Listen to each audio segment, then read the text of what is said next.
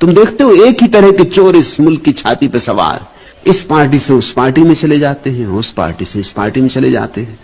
चोर वही के वही। राजनीति में तो वही जीतेगा जो सबसे ज्यादा चोर, सबसे ज्यादा बेईमान होगा। ये झूठ है, झूठ है, झूठ है। पहले तो ये बताओ, इससे बड़ा दुख क्या ही होगा अगर ये मंडी से चुनाव जीत जाती है और उसके बाद ये मंत्री भी बन जाती है। सोच लो मैं कितनी खतरनाक हूँ। नहीं सच्ची, एक बार को हम ये बात मान सकते हैं कि देश में राम राज्य आ गया है, लेकिन ये और नेता। मेरे पसंदीदा person is prime minister Modi. वो हमारे लिए एक अवतार है। क्या बात कर रहे हैं? बताओ, अब ये दिन आ गए हैं देश के, फिर हम कुछ कहेंगे तो आपको बुरा लग जाएगा। आप खुद ही देख लो। जब हमें आजादी मिली तो the first prime minister of India Subhash Chandra Bose, वो कहां गए? वो कहां गए? वो कहां गए?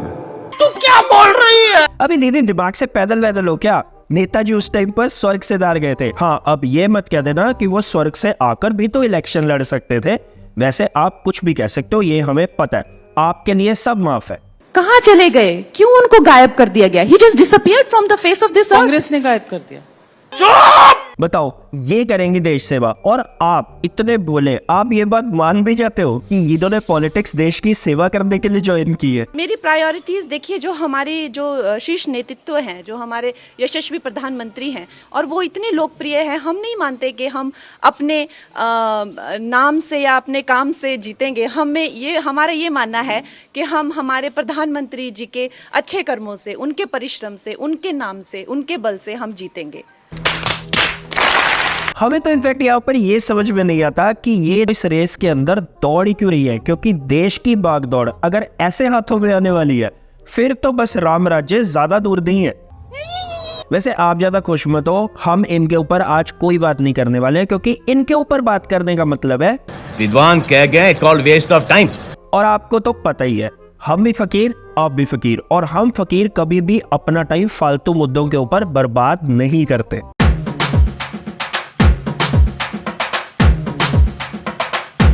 हम्बा हम्बा रम्बा रम्बा कम्बा कम्बा। फालतू से याद आया, हम कई बार ये सोचते हैं कि गोदी मीडिया, इसके दिन की शुरुआत कैसे होती होगी।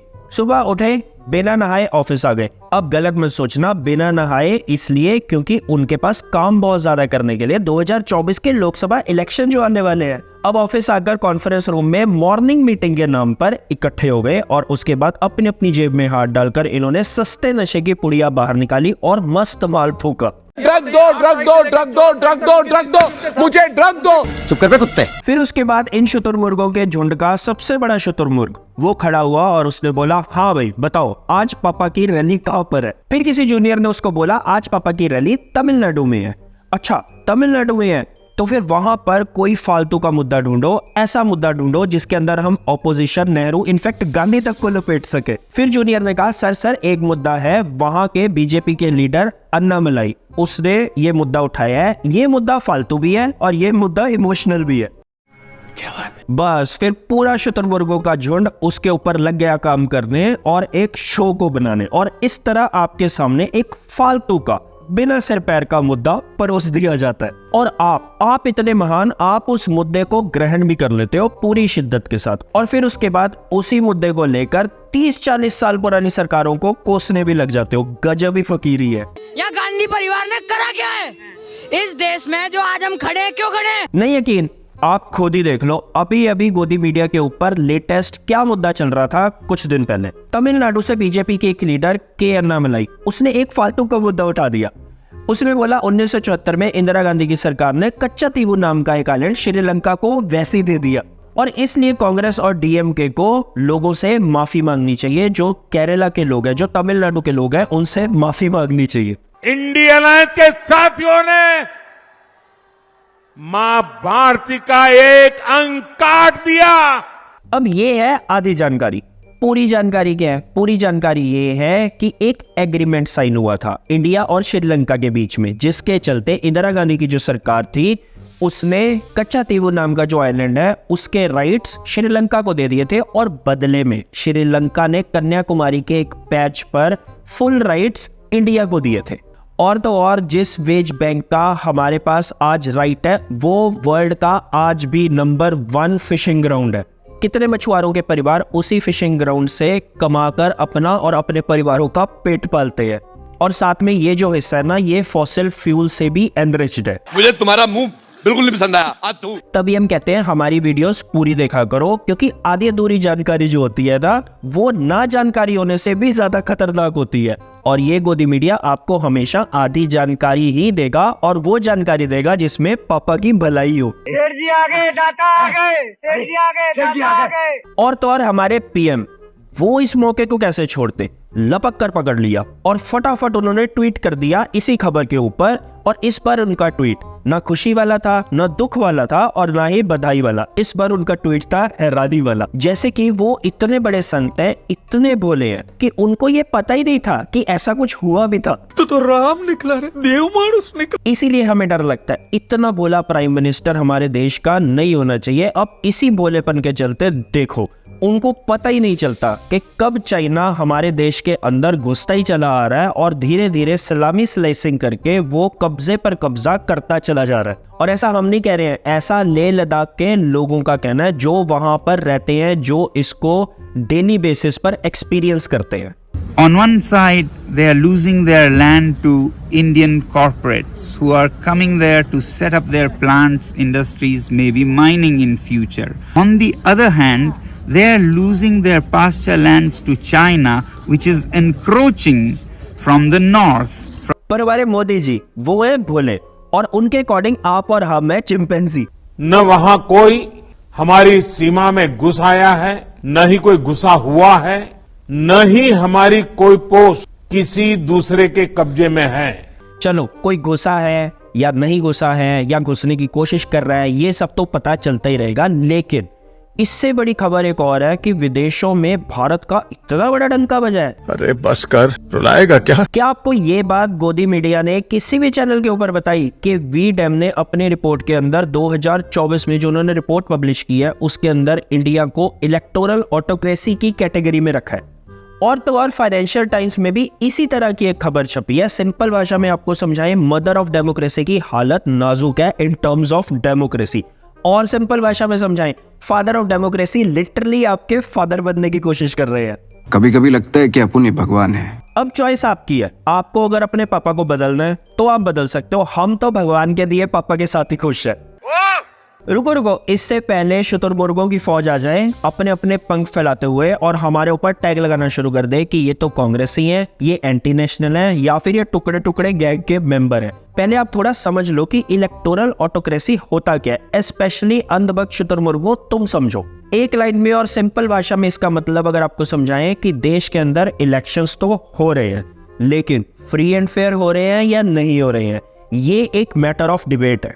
तभी तो आप खुद देख लो कि सरकार आज कौन से सवाल से सबसे ज्यादा भागती है। इसी सवाल से सबसे ज्यादा भागती है, और कहीं गलती से आपके दिमाग में ये सवाल आ ना जाए, उसके लिए है पापी गोदी मीडिया, जो दिन रात फालतू के मुद्दे चला चला कर आपके दिमाग में इस सवाल को आने नहीं देता। काम का ना काज का, दुश्मन अनाज का। बताओ, अब हालात ये हो चुके हैं कि अगर आप सोचने की भी कोशिश करोगे ना, तो आपको सोचने का भी टाइम नहीं दिया जा रहा। गजब बेइज्जती है। नहीं यकीन, आप खुद ही देख लो। अभी इलेक्शंस पास आ गए हैं, 2 हफ्ते रह गए हैं इलेक्शंस के पहले फेज को स्टार्ट होने में, लेकिन आज भी गोदी मीडिया के ऊपर कहीं आपको कोई भी मुद्दे की खबर देखने को मिल रही है क्या? किसी भी गोदी चैनल पर आज आपको जॉब्स पर डिबेट होते दिख रही है? होगी भी नहीं, क्योंकि CMIE उसी का डेटा है कि 2024 की फरवरी में जो अनएम्प्लॉयमेंट रेट है वो 6.8 से 8% पर पहुंच गया। इसीलिए शायद आज 80 करोड़ लोग ऐसे हैं, या 80 करोड़ लोग से भी ज्यादा ऐसे हैं जिनको मुफ्त का राशन देना पड़ रहा है सरकार को। अच्छा, ऐसे बहुत अंधभक्त शुतुरमुर्ग हैं जो इसको एक अचीवमेंट मानते हैं सरकार की, कि 80 करोड़ से ज्यादा लोगों को सरकार देखो मुफ्त में राशन दे रही है, कितना बड़ा काम कर रही है। हम उन अकल के अंधे लोगों को ये कहना चाहते हैं कि ये कोई अचीवमेंट नहीं है, ये फेलियर है सरकार का, कि 10 साल में भी सरकार इतने रोजगार के अवसर पैदा ही नहीं कर पाई कि आज सरकार को लोगों को जिंदा रखने के लिए मुफ्त में राशन देना पड़ रहा है, वो भी छोटी मोटी रेशो नहीं, 80 करोड़ लोगों से भी ज्यादा लोगों को। लेकिन गोदी मीडिया, उसकी आज औकात नहीं बची है, गलती उसकी भी नहीं है, उसकी औकात को खत्म कर दिया गया है कि वो ऐसे सवाल कर ही नहीं पाता। मैं भी पूछ सकती हूँ सिद्धि जी, क्या हुआ जब आप जेल में थे?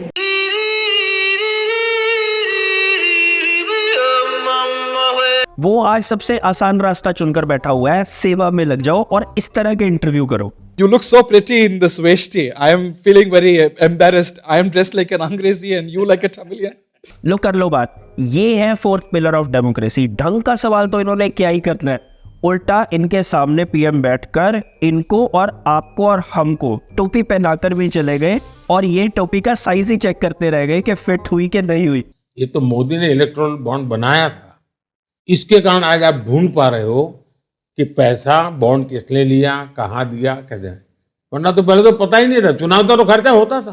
थर्ड है, फिर या तो लेट श्री अरुण जेटली जी जो इस इलेक्टोरल बॉन्ड की स्कीम को लेकर आए थे, उन्होंने देश के साथ मजाक किया था, आपके और हमारे साथ मजाक किया था, या फिर ऐसा भी हो सकता है कि हमारे पीएम इस इंटरव्यू को एक मजाक समझ रहे थे और मजाक में उन्होंने ये बात कह दी।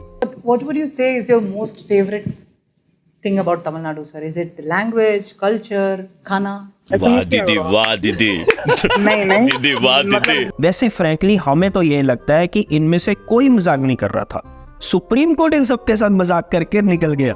हम घर में घुस के मारेंगे। अभी द हिंदू में एक रिपोर्ट छपी है जिसके अकॉर्डिंग 33 ऐसी कंपनीज हैं जो लॉस में चल रही थी और उन्होंने टोटल इलेक्टोरल बॉन्ड्स कितने के खरीदे, 576 करोड़ के, और उसमें से 434 करोड़ सिर्फ और सिर्फ बीजेपी ने बनाए। बताओ, अब आप इसको स्कैम नहीं कहोगे, इसको घोटाला नहीं कहोगे, तो इसको क्या कहोगे? हमको नहीं पता। जिस जापान से हमारे प्रधानमंत्री ने बुलेट ट्रेन लाने का लॉलीपॉप आपके हाथों में दिया था, वहां भी एक पॉलिटिकल स्कैम ऐसे ही बाहर आया था, जिसके चलते वहां के प्राइम मिनिस्टर जो है उन्होंने फरवरी के अंदर कसम खा ली थी कि वो इसके ऊपर एक्शन जल्दी से जल्दी लेकर रहेंगे। दूसरी तरफ हमारे यहाँ भी 15 फरवरी, उसी फरवरी के महीने में इस कांड का खुलासा हुआ था, इलेक्टोरल बॉन्ड्स के स्कैम का खुलासा हुआ था। लेकिन यहाँ पर क्या होता है, यहाँ पर नौटंकी शुरू हो जाती है। कभी एसबीआई ने डिटेल देने से मना कर दिया, सुप्रीम कोर्ट ने सुताई की एसबीआई की, उसके बाद उसने डिटेल दी। जब सुप्रीम कोर्ट ने इसको अनकॉन्स्टिट्यूशनल बता दिया तो हमारे पीएम इसको एक गलती मानने की बजाय, इसको रेक्टिफाई करने की बजाय निकल पड़े इसको सही ठहराने कि वो लेकर आए थे तो पता चल पा रहा है। और दूसरी तरफ गोदी मीडिया, वो इस पूरी की पूरी न्यूज से ऐसे मुंह मोड़ कर बैठ गया, इस तरह से बेगाना होकर बैठ गया जैसे ना कुछ हुआ है, ना ही कोई लुटा है, ना ही किसी ने लूटा है। नो माय डियर फ्रेंड, मैं तुम्हें भड़वा कहता हूँ, दलाल कहता हूँ, और बताओ। ऑल इन ऑल आज हर एक चीज सिर्फ और सिर्फ वोट के लिए की जा रही है, पावर में रहने के लिए की जा रही है। जनता की प्रॉब्लम्स, लोगों का लाइफस्टाइल कैसे इंप्रूव हो, पर कैपिटा इनकम कैसे इंप्रूव हो, क्या पॉलिसीज लाएं लोगों की भलाई के लिए, कैसे इस देश से क्राइम को कम किया जाए, ये सारे मुद्दे सेकेंडरी हो गए हैं, ये सारे मुद्दे फालतू हो गए हैं। ये बड़ी अच्छी बात कही आप। और अगर ये सब जानने के बाद भी आपको नहीं सुनना है तो एंजॉय करो 5 किलो फ्री का राशन। और अगर आप ये सोच रहे हो कि आज आप उस लिस्ट में नहीं हो, फिक्र मत करो, बहुत जल्दी आ जाओगे। ये फकीरी है। बाकी India is great, be healthy, be happy. बाकी तू बोल दे यार। वोट लिया और खिसक गया, जब कुर्सी से चिपक गया तो फिर उसके बाद एक तारा बोले तुन तुन तुन तुन तुन।